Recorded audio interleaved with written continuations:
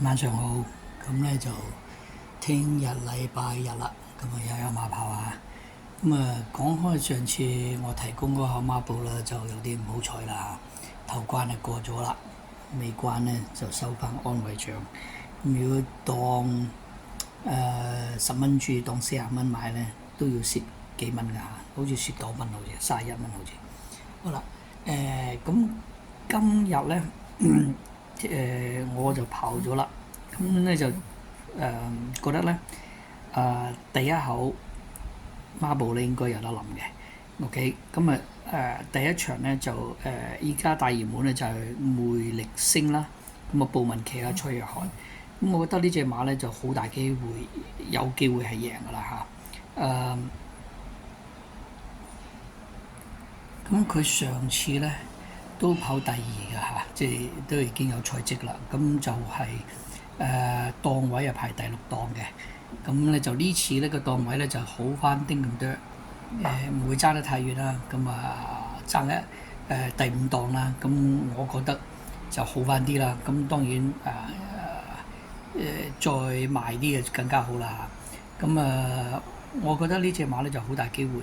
而且咧大家如果有留意嘅咧，通常第一場咧布文都好肯搏㗎嚇。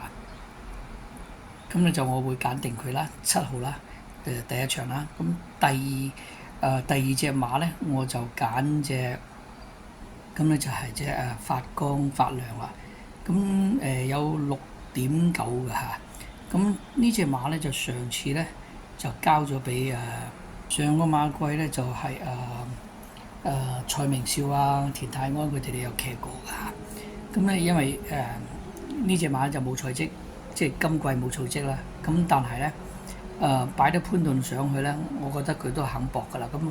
咁開季咁始終都大家都唔知佢訓練成點啦嚇。咁我當佢得嘅，咁而且佢有賠率啦6.9啊，咁我覺得幾值得搏一搏。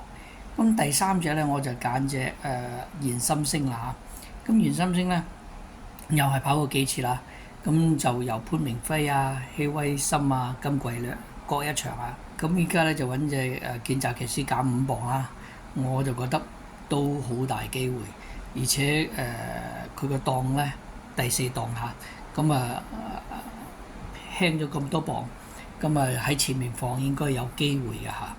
咁咧佢都應該係次熱門嚟嘅。咁我覺得呢3隻已經夠。嗱，如果個客覺得我呢3隻都唔好嘅，你可以揀其他㗎嚇，揀啲冷門嘅。